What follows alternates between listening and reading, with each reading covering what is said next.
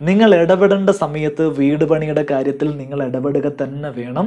പറഞ്ഞു വിടേണ്ട ആളുകളെ നിങ്ങൾ പറഞ്ഞു വിടുക തന്നെ വേണം. ടോട്ടൽ പ്രൊജക്ട് കോസ്റ്റിന്റെ 11% മുതൽ 12% വരെ ഇങ്ങനെ പടവ് കെട്ടി ലിൻഡൽ വാർത്ത് സൺഷെയ്ഡ് കൊടുത്ത് സ്റ്റെയർ കേസ് ചെയ്യാൻ വേണ്ടിയിട്ട് നമുക്ക് ചെലവ് വരുന്നുണ്ട്.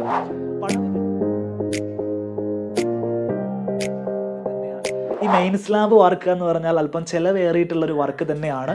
നമ്മുടെ ബന്ധുക്കളും സുഹൃത്തുക്കളും ഒക്കെ അന്നേ ദിവസം വരുന്നത് കൊണ്ട് തന്നെ ഓണർ എന്നുള്ള നിലക്ക് നമുക്ക് പലപ്പോഴും പണിയിൽ ശ്രദ്ധിക്കാൻ കഴിഞ്ഞെന്ന് വരില്ല. അതുകൊണ്ട് തന്നെ നേരത്തെ അതിന് വേണ്ട ആളുകളെയൊക്കെ നമ്മൾ സൈറ്റിൽ സെറ്റ് ചെയ്തിരിക്കണം.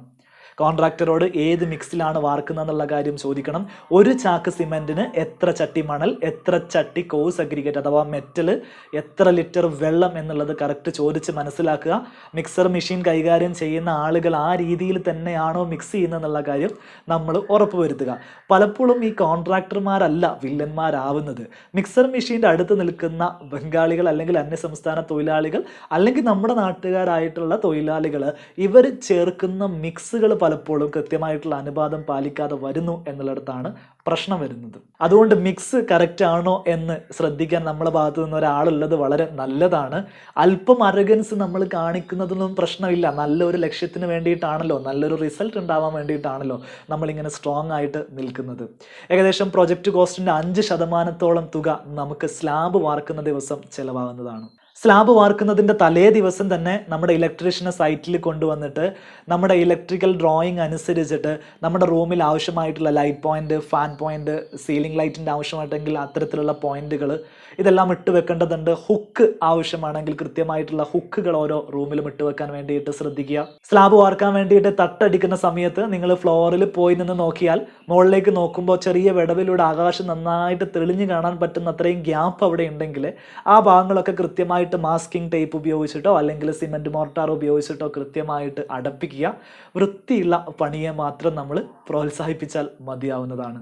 സ്ലാബ് വാർത്ത് കഴിഞ്ഞാൽ 3 മണിക്കൂറിന് ശേഷം ചണച്ചാക്കുകൾ വിരിച്ച് അതിന് മുകളിൽ നനച്ച് കൊടുക്കാവുന്നതാണ്. പിറ്റേ ദിവസം മുതൽ ഒരു ബണ്ട് കെട്ടിയിട്ട് അടുത്ത 21 ദിവസത്തേക്ക് വെള്ളം സ്ലാബിൽ കെട്ടി നിർത്താൻ വേണ്ടിയിട്ട് ശ്രദ്ധിക്കുക. സ്ലാബ് വാർത്തതിന് ശേഷം നിങ്ങൾക്ക് ഫണ്ടിൻ്റെ പ്രശ്നം ഉണ്ടെങ്കിൽ കുറച്ച് കാലം നിങ്ങൾ ബ്രേക്ക് എടുക്കുന്നതിൽ തെറ്റില്ല. ഇനിയിപ്പോൾ ഫസ്റ്റ് ഫ്ലോറിലേക്ക് നമ്മൾ വർക്ക് സ്റ്റാർട്ട് ചെയ്യുകയാണെങ്കിൽ അതിൻ്റെ പടവ്, ലിൻഡൽ, സൺഷെയ്ഡ് ഈ വർക്കുകൾ തരുന്ന സമയത്ത് നമുക്കൊരു 8% പ്രൊജക്റ്റ് കോസ്റ്റ് ഇനിയും ചിലവാകുന്നതാണ്.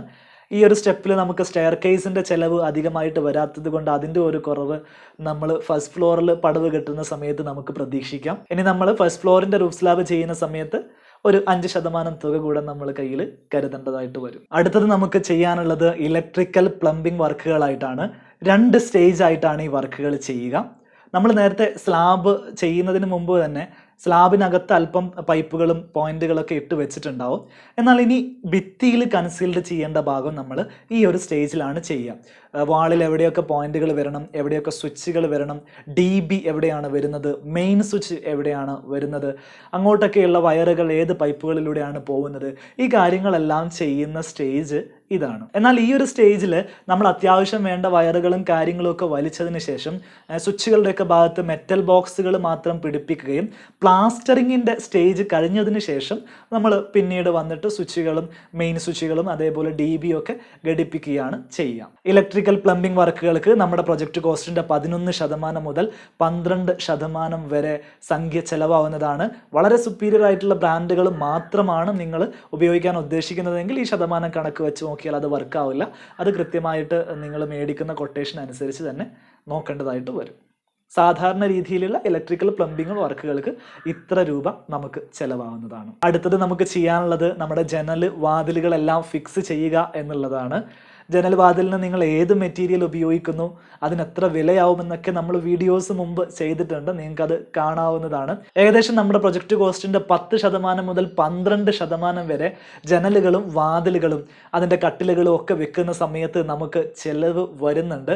വാതിൽ കട്ടിലുകളൊക്കെ ഉറപ്പിക്കുന്ന സമയത്ത് ക്ലാമ്പുകൾ ഉപയോഗിച്ച് നല്ല കൃത്യമായി ഭിത്തിയിലേക്ക് ഉറപ്പിക്കുന്ന രീതിയിൽ തന്നെ പണിക്കാർ വർക്ക് ചെയ്യുന്നുണ്ടോ എന്നുള്ള കാര്യം നമ്മൾ ഉറപ്പ് വരുത്തേണ്ടതുണ്ട്. ജനലുകളുടെ ഗ്രില്ലുകളൊക്കെ നമ്മൾ കൃത്യമായിട്ട് പ്ലാസ്റ്റിക്കിൻ്റെ തിൻ ഷീറ്റുകൾ മേടിച്ച് അത് കവർ ചെയ്ത് വെക്കണം.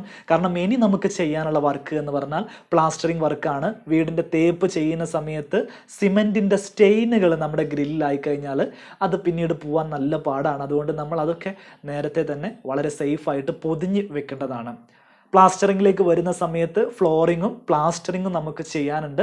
ഇതിന് രണ്ടിനും കൂടെ നമ്മുടെ പ്രൊജക്റ്റ് കോസ്റ്റിൻ്റെ 9% മുതൽ 10% വരെയുള്ള സംഖ്യ നമ്മൾ കരുതി വെക്കേണ്ടതാണ്. ജിപ്സം പ്ലാസ്റ്ററിംഗ് ആണ് നിങ്ങൾ ചെയ്യാൻ ഉദ്ദേശിക്കുന്നതെങ്കിൽ അതിൻ്റെതായിട്ടുള്ള മാറ്റങ്ങൾ റേറ്റിൽ വരാം. നമ്മൾ സംസാരിക്കുന്നത് വളരെ ട്രഡീഷണൽ ആയിട്ട് നമ്മൾ ചെയ്തു വരുന്ന സിമൻറ്റ് പ്ലാസ്റ്ററിങ്ങിനെ കുറിച്ച് തന്നെയാണ്. എക്സ്റ്റേണൽ ഭാഗത്ത് നിങ്ങൾ പ്ലാസ്റ്റർ ചെയ്യുന്ന സമയത്ത് നിങ്ങൾ പല സ്ഥലത്തും കണ്ടിട്ടുണ്ടാവും പ്ലാസ്റ്ററുകളിൽ ചെറിയ പൊട്ടലുകളും ക്രാക്കുകളും ഒക്കെ വരുന്നത്. നമ്മൾ എം സാൻഡ് അല്ലെങ്കിൽ പി സാൻഡ് പ്ലാസ്റ്ററിങ്ങിന് വേണ്ടി ഉപയോഗിക്കുമ്പോഴാണ് ഇത്തരത്തിലുള്ള പ്രശ്നങ്ങൾ ഉണ്ടാകുന്നത്. ഈ ഒരു വിഷയങ്ങൾ അവോയ്ഡ് ചെയ്യാൻ വേണ്ടിയിട്ട് നമ്മൾ പ്ലാസ്റ്ററിങ്ങിന് ഉപയോഗിക്കുന്ന മിക്സിനോടൊപ്പം വാട്ടർ പ്രൂഫിംഗ് ഏജൻറ്റുകൾ കൂടെ ചേർക്കുന്നത് നല്ലതാണ്. പലതരത്തിലുള്ള വാട്ടർ പ്രൂഫിംഗ് ഏജൻറ്റുകൾ മാർക്കറ്റിൽ നമുക്ക് ലഭ്യമാണ്. എങ്കിലും SBR ലാറ്റക്സ് അടങ്ങിയിട്ടുള്ള വാട്ടർ പ്രൂഫിംഗ് ഏജൻറ്റുകൾ നമ്മൾ ഉപയോഗിക്കുന്നതാണ് പ്ലാസ്റ്ററിങ്ങിന് നല്ലത്. ഇത്തരത്തിലുള്ള പൊട്ടലുകൾ വരികയോ അല്ലെങ്കിൽ സൺഷെയ്ഡിൻ്റെ ഭാഗത്ത് വെള്ളം കെട്ടിയിട്ട് അത് നമ്മുടെ മുറിക്കകത്തേക്ക് കിനിഞ്ഞിറങ്ങുന്ന പ്രശ്നമില്ലാതിരിക്കാനൊക്കെ ഇത്തരത്തിലുള്ള SBR ലാറ്റക്സ് അടങ്ങിയിട്ടുള്ള വാട്ടർ പ്രൂഫിംഗ് ഏജൻറ്റുകൾ സിമെൻറ്റിൻ്റെ കൂടെ മിക്സ് ചെയ്തിട്ട് തേക്കുന്നത് നന്നായിരിക്കും. BSF, ഫോസ്റോക്ക്, സിക്ക, ഡോക്ടർ ഫിക്സിറ്റ് തുടങ്ങിയിട്ടുള്ള കമ്പനികൾക്കൊക്കെ SBR ലാറ്റക്സ് ഉള്ള പ്രൊഡക്റ്റുകൾ അവൈലബിൾ ആണ്. പ്ലാസ്റ്ററിങ്ങിൻ്റെ വർക്ക് കഴിഞ്ഞാൽ നമ്മൾ നേരത്തെ പകുതിയാക്കി വെച്ചിട്ടുള്ള ഇലക്ട്രിക്കൽ പ്ലംബിംഗ് വർക്ക് നമുക്ക് കംപ്ലീറ്റ് ചെയ്യാവുന്നതാണ്. സ്വിച്ചുകളും ബൾബുകളും ഫാനുകളും ഒക്കെ നമുക്ക് ഫിറ്റ് ചെയ്യാവുന്നതാണ്. ഇത്രയും കഴിഞ്ഞിട്ടുണ്ടെങ്കിൽ ഏകദേശം നമ്മുടെ ലക്ഷ്യത്തോട് അടുത്തുകൊണ്ടിരിക്കുന്നു എന്നാണ് അർത്ഥം. ഇനി നമുക്ക് നമ്മുടെ ടൈലിംഗ് വർക്ക് ഉണ്ട്, അതേപോലെ പെയിൻറ്റിങ് വർക്കും ബാക്കി നിൽക്കുന്നുണ്ട്.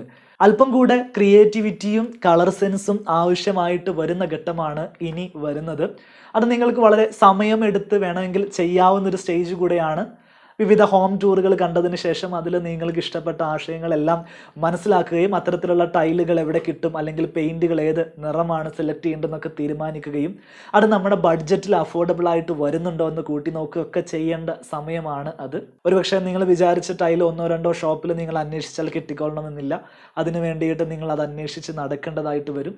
അതിനൊക്കെ നമ്മൾ അല്പം സമയമെടുത്ത് തന്നെ ചെയ്യുന്നതായിരിക്കും നന്നാവുക. മാത്രമല്ല നമ്മുടെ പാർട്ട്ണറെ കൂടെ ഇത് സെലക്ട് ചെയ്യുന്ന സമയത്ത് കൂടെ കൊണ്ടുപോകുന്നത് വളരെ ഹെൽത്തി ആയിട്ടുള്ള ഒരു ഫീഡ്ബാക്ക് പിന്നീട് ഉണ്ടാവാൻ ഉപകരിക്കുന്നതാണ്. നിങ്ങൾക്ക് ഒരു ആർക്കിടെക്റ്റിൻ്റെ സേവനം നിങ്ങൾ ലഭ്യമാക്കുന്നുണ്ടെങ്കിൽ തീർച്ചയായിട്ടും അദ്ദേഹത്തിൻ്റെ അഭിപ്രായം കൂടെ ഈ ഘട്ടത്തിൽ വളരെ നമ്മൾ പരിഗണിക്കേണ്ടതായിട്ട് ഉണ്ട്. നന്നായിട്ട് കൃത്യമായിട്ട് വിളിച്ച പണിക്ക് വരുന്ന നല്ല വൃത്തിയിൽ പണിയെടുക്കുന്ന ഒരു പണിക്കാരനെ കൂടെ നമ്മൾ ഫ്ലോറിങ് ചെയ്യുന്ന സമയത്ത് നമ്മൾ കണ്ടുവെക്കേണ്ടതായിട്ടുണ്ട്. നിങ്ങൾ മേടിക്കുന്ന ടൈലിനും മാർബിളിനും ഗ്രാനൈറ്റിനും ഒക്കെ അനുസരിച്ച് 11% മുതൽ 15% വരെ ടോട്ടൽ പ്രൊജക്റ്റ് കോസ്റ്റിൻ്റെ വിഹിതം നിങ്ങൾക്ക് ഫ്ലോറിങ്ങിന് മാത്രമായിട്ട് ചിലവാകുന്നതാണ്. പെയിൻറ്റിംഗ് ആണ് ഇനി ചെയ്യാനുള്ളത്. പെയിൻറ്റിങ് നിങ്ങൾക്ക് പല രീതിയിൽ ചെയ്യാം. പുട്ടി വർക്ക് ചെയ്തതിന് ശേഷം ചെയ്യാം. അങ്ങനെ ചെയ്യുമ്പോൾ സ്വാഭാവികമായിട്ടും കോസ്റ്റ് അല്പം കൂടും. അല്ല, നോർമൽ രീതിയിൽ നേരെ സിമെൻറ്റ് പ്രൈമർ അടിച്ചതിന് ശേഷം എമൽഷനിലേക്ക് പോവുകയാണെങ്കിൽ ടോട്ടൽ പ്രൊജക്റ്റ് കോസ്റ്റിൻ്റെ 3% മുതൽ 5% വരെ പെയിൻറ്റിങ്ങും പോളിഷിങ്ങും അടക്കം നമുക്ക് ചിലവാകുന്നതാണ്. സ്റ്റെയർ കേസിൻ്റെ ഹാൻഡ് റെയിൽ ഫിറ്റ് ചെയ്യേണ്ടതായിട്ട് വരുന്നുണ്ട്. നമ്മുടെ എലവേഷൻ്റെ ഡിസൈൻ അനുസരിച്ച് വേണ്ടിയിട്ടുള്ള ഷോവാളുകൾ ഉണ്ടെങ്കിൽ അതിനാവശ്യമായിട്ടുള്ള ക്ലാഡിംഗ് ടൈലുകൾ, മറ്റ് ഗ്ലാസ് വർക്കുകൾ വരുന്നുണ്ടെങ്കിൽ അത്, ഈ കാര്യങ്ങളെല്ലാം ചെയ്യാൻ വേണ്ടിയിട്ട് നമുക്ക് ഏകദേശം ഒരു 3-3.5% ചിലവ് വരും. നമ്മളെ കണ്ണിൽ ഇതുവരെ പെടാത്ത പല കാര്യങ്ങളുമായിട്ട് നമ്മുടെ കയ്യിൽ നിന്നും എക്സ്പെൻസ് ഇറങ്ങി പോകുന്നത് നമ്മൾ കാണില്ല. അത്തരത്തിലുള്ള ഒരു ലംസം ചിലവുകളായിട്ട് നമ്മളൊരു 2% കണക്കാക്കേണ്ടതുണ്ട്. ഏകദേശം 100%-നടുത്ത് നമ്മൾ ഈ കാര്യങ്ങളെല്ലാം ചെയ്യുമ്പോഴേക്ക് നമ്മുടെ ബഡ്ജറ്റ് എത്തിച്ചേർന്നിട്ടുണ്ടാവും. നമ്മുടെ മുറ്റത്ത് ഇൻ്റർലോക്കുകൾ, മുറ്റത്ത് പുല്ല് വിരിക്കുന്നത്, കോമ്പൗണ്ട് വാളുകൾ, കിച്ചണിലുള്ള മോഡുലാർ കിച്ചണുകൾ, ജിപ്സം സീലിങ്ങുകൾ, ഇതെല്ലാം ഇൻറ്റീരിയർ ഡിസൈനിൻ്റെ ഭാഗമായിട്ട് വരുന്ന അനുബന്ധ ചിലവുകളാണ്. അതൊന്നും നമ്മളിവിടെ സംസാരിച്ചിട്ടില്ല. കാരണം ഇതൊന്നും ഇല്ലാതെയും നമുക്ക് വീട്ടിൽ കൂടൽ അല്ലെങ്കിൽ നമ്മുടെ ഹൗസ് വാമിങ് നടത്താൻ സാധിക്കും എന്നുള്ളത് കൊണ്ടാണ് അത് പറയാതിരുന്നത്. അത്തരം ചിലവുകളെക്കുറിച്ച് ഇതേപോലെ ഒരു വീഡിയോ നിങ്ങൾക്ക് ആവശ്യമാണെങ്കിൽ നിങ്ങൾ കമൻറ്റ് ചെയ്ത് കഴിഞ്ഞാൽ തീർച്ചയായിട്ടും ഞാൻ അതിനെക്കുറിച്ചൊരു വീഡിയോ ചെയ്യുന്നതാണ്. ഈ ശതമാന കണക്കുകൾ നമ്മൾ മുമ്പ് ചെയ്തിട്ടുള്ള പ്രൊജക്റ്റുകളുടെ ചെലവുകൾ ഒന്ന് അനലൈസ് ചെയ്തതിന് ശേഷം സംഘടിപ്പിച്ചിട്ടുള്ള ശതമാന കണക്കുകളാണ്. ഒരു പക്ഷേ മറ്റൊരു കോൺട്രാക്ടറുടെ കണക്കിൽ ചെറിയ നേരിയ വ്യത്യാസങ്ങളൊക്കെ ഉണ്ടായി എന്ന് വരാം. എങ്കിലും ഈ വീട് പണിയെക്കുറിച്ച് വലിയ ധാരണയില്ലാത്ത ആളുകൾക്ക് ഞാൻ ഈ പറഞ്ഞ ശതമാന കണക്കുകൾ ഉപയോഗിച്ചിട്ട് തന്നെ ഏകദേശം എത്ര ചെലവുകൾ വരും എന്ന് മനസ്സിലാക്കാൻ സാധിക്കുന്നതാണ്. ഇന്നത്തെ വീഡിയോ നിങ്ങൾക്ക് വളരെയധികം ഉപകാരപ്പെടുന്ന ഒരു ടോപ്പിക്കായിരുന്നു. നിങ്ങൾക്ക് ഇഷ്ടപ്പെട്ടിട്ടുണ്ടെങ്കിൽ ലൈക്ക് ചെയ്യുക. നിങ്ങളുടെ അഭിപ്രായങ്ങളും നിർദ്ദേശങ്ങളും എല്ലാം കമൻറ്റ് ബോക്സിൽ അറിയിക്കുക. ഇത്തരത്തിലുള്ള വീഡിയോസ് വേണമെങ്കിൽ നിങ്ങൾ കമൻറ്റ് ബോക്സിൽ ഏത് വീഡിയോ ആണ് വേണ്ടത് എന്ന് ആവശ്യപ്പെട്ട് കഴിഞ്ഞാൽ നമ്മൾ അതിനെക്കുറിച്ചൊരു വീഡിയോ ചെയ്യുന്നതായിരിക്കും. മറ്റൊരു വീഡിയോയിൽ കാണാം. അതുവരെ